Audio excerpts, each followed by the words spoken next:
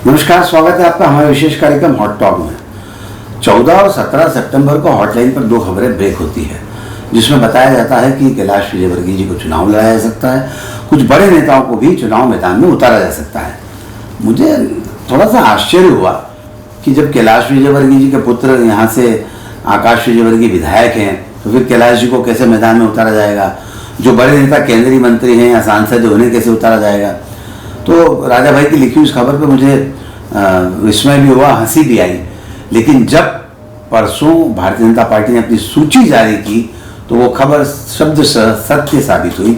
राजा भाई, बधाई आपको इतना गहरा जर्नलिज्म करने के लिए, और स्वागत आपका हॉट टॉक में। Thank you sir. क्या लगता है, मैं सीधे मुद्दे पर आता हूँ कि एक तो खबरों का सोर्स आपका काफ़ी पावरफुल है और जो प्रेडिक्शन आपने किया था वो सही निकला है, पर अब जो टिकटों की घोषणा हो चुकी है, सांसद, महासचिव और केंद्रीय मंत्रियों को मैदान में उतारा गया, इसको लेकर क्या कहते हैं? सबसे पहले तो आपका धन्यवाद सर कि आपने अपना हाई रिगार्ड रिस्पेक्ट दिया। देखिए, दरअसल मध्य प्रदेश की आज की जो पॉलिटिकल इक्वेशन या सिनेरियो है, उसमें पॉलिटिकल कॉरिडोर से लेकर दिल्ली के गलियारों तक ये चर्चा एकदम साफ तौर पे है कि मध्य प्रदेश में कांग्रेस और बीजेपी का कंटेस्ट नेक टू नेक है, और अधिकांश लोग ये मान के चल रहे हैं कि कांग्रेस एडवांटेज में है, मान कर चल रहे हैं।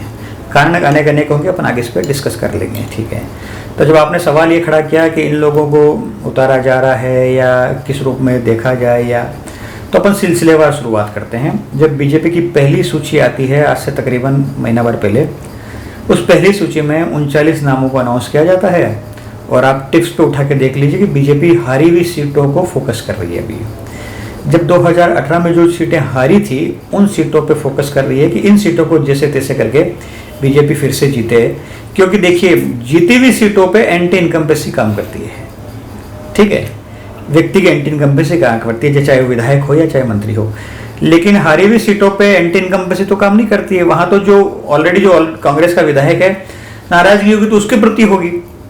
तो ये एक रणनीति का हिस्सा है कि हारी हुई सीटों को सबसे पहले फोकस किया जाए और उन सीटों पे फिर से एक नया दाव खेला जाए कि इन सीटों को अपने बाले में कैसा लिया जाए।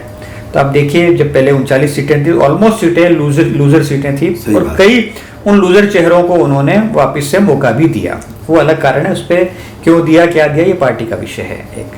फिर आप सेकंड सूची देखिए। आप सेकंड सूची तो मतलब मध्य प्रदेश की राजनीति में हड़कंप मचा रही है ना। मतलब इस सूची में वो सब नाम हैं जो नाम आप कभी कोई स्वप्न में भी कल्पना नहीं कर रहे थे।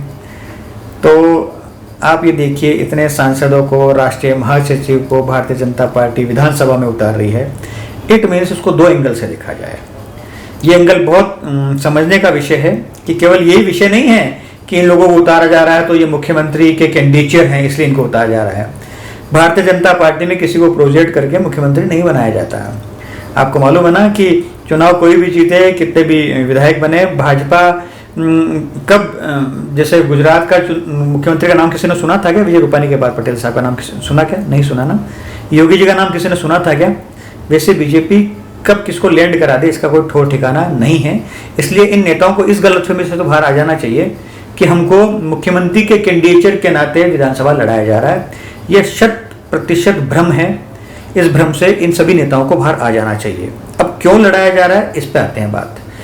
ये जितने भी स्टॉलवर्ड लोग हैं या बड़े नेता हैं, उनको इसलिए लड़ाया जा रहा है कि जैसे सपोज कीजिए कैलाश विजयवर्गीय को कांग्रेस की उस सीट पर लड़ाया जा रहा है जहाँ संजय शुक्ला जीत के बैठे हैं। तो संजय शुक्ला को हराने के लिए बहुत ही प्रभावशाली व्यक्ति तो चाहिए इंदौर के अंदर। और आपको ध्यान हो, जब मैंने कब लिखा था, आपको मालूम है ये बात कि यदि संजय शुक्ला को हराना है तो या कि रमेश मेंदोला ये चुनाव लड़े तब हरा पाए, या कैलाश विजयवर्गीय से समर्थित कोई व्यक्ति चुनाव लड़े तब हरा पाए। ये एक इनपुट था जो ऊपर तक बीजेपी के नेताओं तक गया भी था ये बात, ठीक है। अब आप नरेंद्र सिंह तोमर की बात करें या रीति पाठक की बात करें या प्रहलाद पटेल की बात करें, ये वो लोग हैं जो अपने क्षेत्रों में अपना दबदबा रखते हैं और इनका अपना एक वजूद है, होल्डिंग है, ऐसा बीजेपी मान के चल रही है। तो और उन सबको उन चेहरों के सामने उतारा जा रहा है जहां पे बीजेपी के लिए सीटें टफ नजर आ रही है। तो देखिए, कोई बड़ा आदमी लड़ेगा तो हलवा सीट पे तो नहीं लड़ेगा।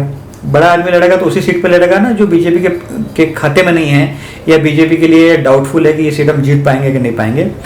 तो इस एंगल से इन लोगों को उतारा गया है। अब दूसरा बड़ा कारण समझिए आप। बड़ा कारण ये है कि शिवराज और महाराज जब 2018 में शिवराज की सरकार चली गई थी, तो अब जब नई सरकार शिवराज और महाराज ने मिलकर बनाई तो उसमें नाराज भाजपा का कुनबा बड़ा होता चला गया। जो आज मैंने लिखा भी है, आप उसको पढ़िएगा, कि शिवराज और महाराज के प्रति बीजेपी के कार्यकर्ताओं की नाराजगी है, जनता की बात नहीं कर रहा हूँ मैं, ध्यान रखिए आप। जब कार्यकर्ताओं की नाराजगी है तो कार्यकर्ता ही तो वोट को कन्वर्ट करता है ना चुनाव के समय में, वही तो बूथ तक आपके वोटर को लेकर जाता है। तो इस पूरे एपिसोड के अंदर आप ये मान के चलिए कि अभी इन बड़े लोगों को टिकट देकर सो कॉल्ड रेस में शामिल कर दिया होगा सीएम की, यदि चुनाव जीतते हैं तो, लेकिन शिवराज को डाउन कर दिया, ये आप मान के चलिए। महाराज को डाउन कर दिया, आप ये मान के चलिए कि जिन लोगों को टिकट दिया जा रहा है, तो शिवराज और महाराज की जो सरकार थी उससे नाराज भाजपा को उनका बड़ा होता जा रहा था। नाराज भाजपा की नाराजगी शिवराज के प्रति अधिक थी, क्योंकि इस पूरे टर्म में, पौने 4 साल के टर्म में, शिवराज ने उन लोगों की खैर खबर नहीं ली जिन्होंने सरकार बनाई थी बीजेपी की। एक बड़ा कारण है। मेरे अगले सवाल का जवाब राजा भाई ने पहले ही दे दिया कि क्या ये जो बड़े नेताओं को मैदान में उतारा गया, इन्हें इस बात के संकेत दे दिए गए कि आपको चुनाव जीत कर आना है, और चुनाव जीतने के साथ साथ आपको अपने क्षेत्र और अपने प्रभाव वाले क्षेत्र में भी ज़्यादा से ज़्यादा सीटें पार्टी के लिए जितवाना है। अगर आप ये करने में कामयाब हुए तो आपको मुख्यमंत्री बनाने पर विचार किया जा सकता है। ऐसा आम जनता की धारणा है, आम जनता का यही मानना है कि मान लीजिए अगर मालवा निमाड़ क्षेत्र की बात करें, यहाँ 65 से 67 सीटें लगभग आती है, और अगर कैलाश विजयवर्गीय यहाँ से पार्टी के लिए 40-45 सीटें जितवाने में कामयाब होते हैं तो शायद उन्हें मुख्यमंत्री बना दिया जाए। ये काल्पनिक बात है जिस पर मैं आपसे बात कर रहा हूँ। ऐसे ही कमोवेश ग्वालियर में भी नरेंद्र सिंह जी के साथ है, या प्रहलाद पटेल के साथ है, या बाकी अन्य नेताओं के साथ है। बहरहाल दादा भाई, आपने कहा कि महाराज और शिवराज को डाउन कर दिया गया है, तो ऐसी स्थिति में अब जो अगली सूची आनी है, अभी तक तो जो उम्मीदवार आपने बताया कि सारे लगभग हारे हुए उम्मीदवार ही थे, हारी हुई सीटों पर भाजपा ने फोकस किया है, लेकिन जहां जीती हुई सीटें हैं वहां पर भी कार्यकर्ताओं में, जनता में वर्तमान विधायक के प्रति रोष है, तो उसमें भी कुछ परिवर्तन देखने को मिल सकता है बड़े लेवल पे।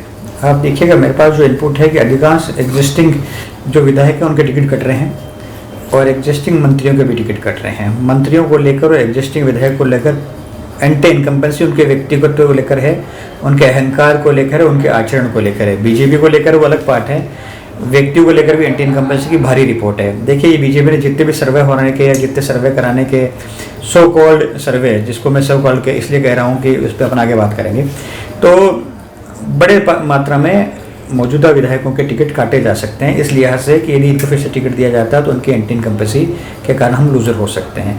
मध्य प्रदेश में बीजेपी की स्थिति कोई बहुत अच्छी नहीं है, और ये बात सब जानते हैं, दिल्ली वाले भी जानते हैं। आप अमित शाह जब आके रात तक यहाँ कैंप करते हैं तो आप अंदाज लगा लीजिए कि किस लेवल पर इनपुट उनके पास होगा, जब जाके इस प्रकार के प्रयोग कर रहे हैं कि कैलाश विजयवर्गीय को उतारिए, नरेंद्र सिंह तोमर को उतारिए, प्रहलाद पटेल को उतारिए, फग्गन सिंह कुलस्ते को उतारिए, नीति पाठक को उतारिए। क्यों इसलिए उतार रहे हैं कि इनको मालूम है कि ये सीटें हम लूज कर रहे हैं, और यदि ऐसा लूज करते चले जाएंगे तो सरकार नहीं बनेगी।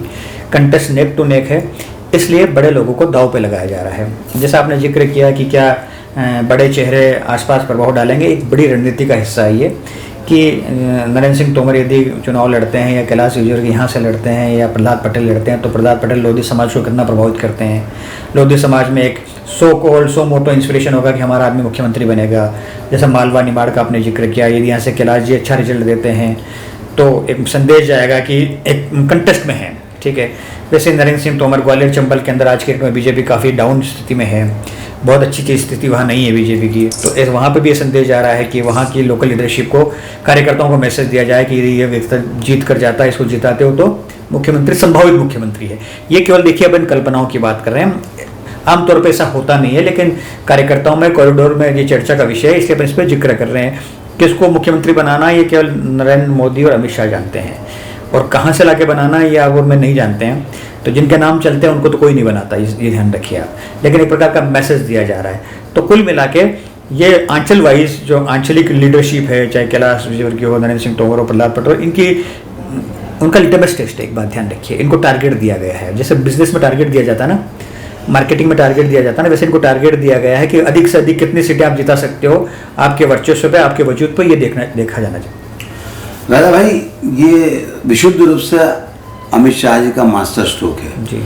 अभी तक किसी ने कल्पना नहीं की होगी, और अमित शाह ने जो मास्टर स्ट्रोक खेला है उससे कहीं ना कहीं पार्टी की जो स्थिति थी उसमें काफ़ी कुछ फ़र्क आया है। और जो जिस तरह से अगर एक एग्जाम्पल के तौर पर देखें कि अगर नरेंद्र सिंह जी दिमनी से लड़ रहे हैं तो दिमनी के आसपास की जो सीटें हैं वहाँ पर वे प्रभाव डालने में कामयाब होंगे, पार्टी के लिए अच्छा प्रदर्शन कर पाएंगे।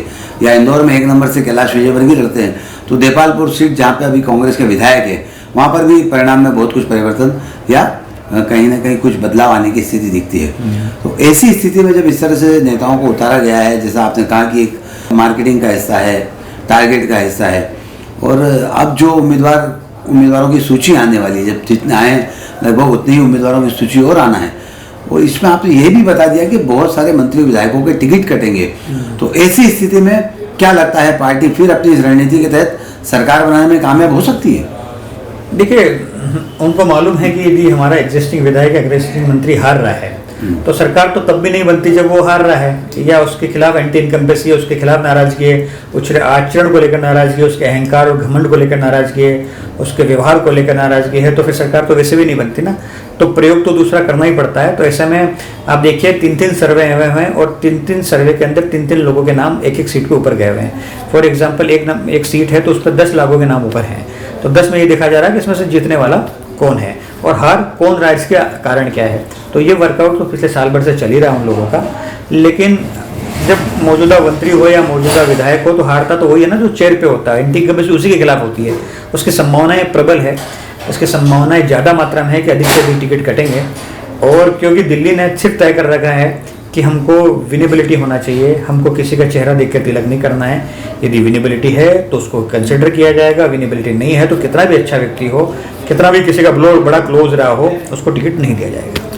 दादा भाई, जिस तरह से अमित शाह ने, आपने भी कहा अभी, और भोपाल में कैंप किया, सारे नेताओं को एक साथ इकट्ठा करके उनके बीच समन्वय बनाने की कोशिश की, और उसके बाद टिकट वितरण की प्रक्रिया भी प्रारंभ की, और लगभग 38-39 सीटों पर पहले घोषित की और अभी भी टिकट घोषित की है। क्या लग रहा है कि इस तरह से अमित शाह का इन्वॉल्वमेंट और इस तरह से डिसीजन क्या पार्टी को एक अच्छी स्थिति में ले जाकर खड़ा कर दिया उन्होंने? देखिए, प्रयोग तो करने ही पड़ेंगे। यदि आप प्रयोग नहीं करोगे तो पिछले 20 साल से जब बीजेपी की यहाँ सरकार है, शिवराज सिंह चौहान लगातार मुख्यमंत्री बने हुए हैं, तो यदि आप प्रयोग नहीं करोगे तो इस बार मैंने आपको जैसा कहा कि इस बार कार्यकर्ता जो है शिवराज और महाराज से नाराज है। सच बता रहा हूँ आपको मैं, नाराज है कि महाराज तो कांग्रेस के थे, महाराज बीजेपी में आके आज स्तुतिगान कर रहे हैं, कल तक तो बीजेपी को गालियाँ ही बक रहे थे ना। तो आप बहुत व्यवहारिक रूप से ये समझिए कि जब मैं आपसे लड़ कर बड़ा हुआ हूँ और आपके खिलाफ नारे बजकर, आपकी गालियां सुनकर आपसे लड़ कर बड़ा हुआ, और कल बीजेपी मुझे पार्टी ऊपर से कह देती है कि भाई साहब आपको अब इनका प्रचार करना है, तो मेरी अंतरात्मा जानती है कि आप मेरे ऊपर थोपे हुए व्यक्ति हो।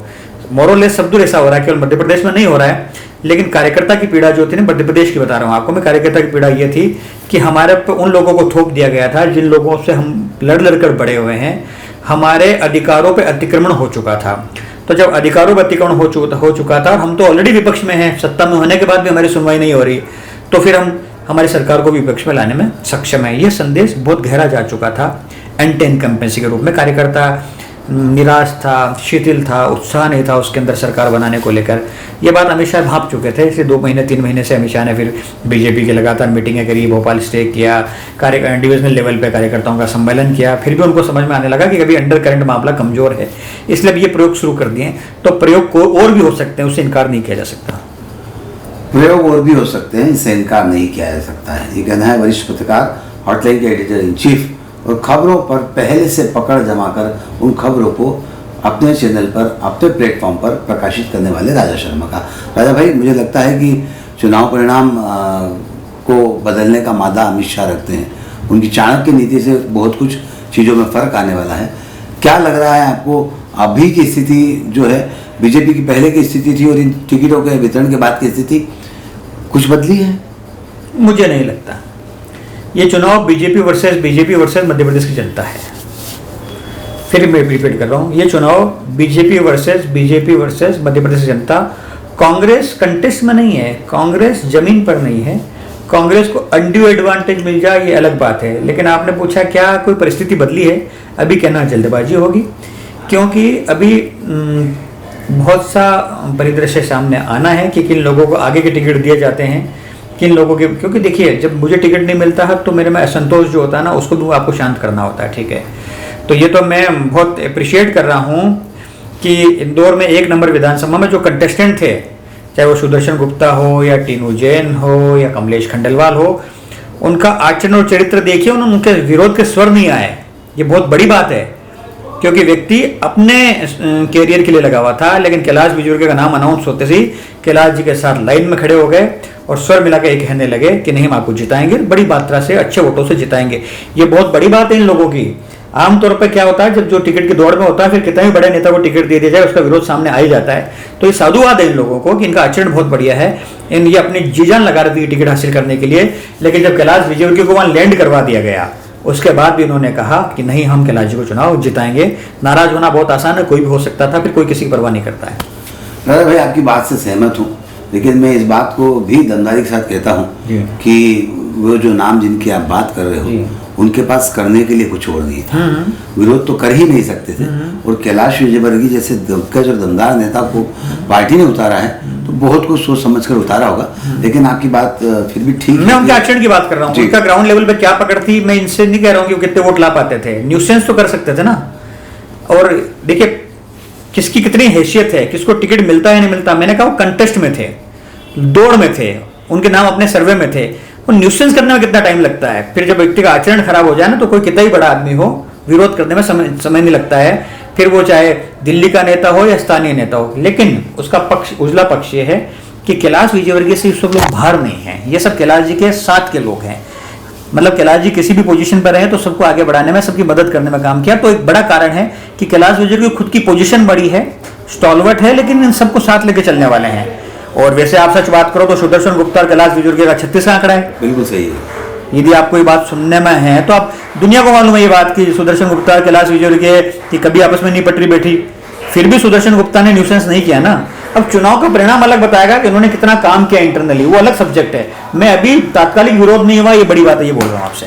सही बात है। कैलाश विजयवर्गीय को 1 नंबर विधानसभा से टिकट दिए जाने के बाद राजा भाई का यह मानना कि तात्कालिक विरोध नहीं हुआ, ये बात बहुत अच्छी है। बाकी सब चीज़ें चुनाव परिणामों पर निर्भर करेंगी। आज के इस कार्यक्रम में बस इतना ही। सुनील जोशी और राजा शर्मा को दी इजाजत। नमस्कार।